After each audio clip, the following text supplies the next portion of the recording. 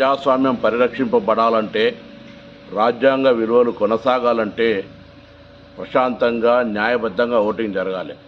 కానీ ఎన్నికల కమిషన్ను తమ తాబేదారుగా మార్చుకొని భారతీయ జనతా పార్టీ దేశవ్యాప్తంగా తమకు వ్యతిరేకంగా ఓటు వేసే వాళ్ళను ఓటు తొలగించడం, ఓటు చోరీకి పాల్పడుతున్నటువంటి పరిస్థితిని దేశవ్యాప్తంగా రాహుల్ గాంధీ గారు చాలా స్పష్టంగా చెప్తా ఉన్నారు.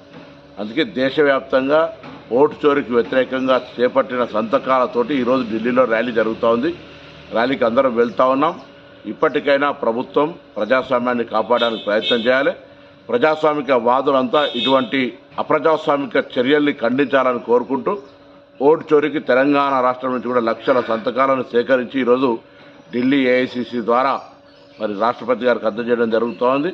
ఇది అప్రజాస్వామిక చర్యగా రాజ్యాంగాన్ని కాపాడడానికి, ప్రజాస్వామ్యాన్ని కాపాడడానికి కాంగ్రెస్ పార్టీ ఎన్ని వేళలా కంకణం కట్టుకొని ఉంటుందనే మాట ఈ సందర్భంగా తెలియజేస్తా ఉన్నాం.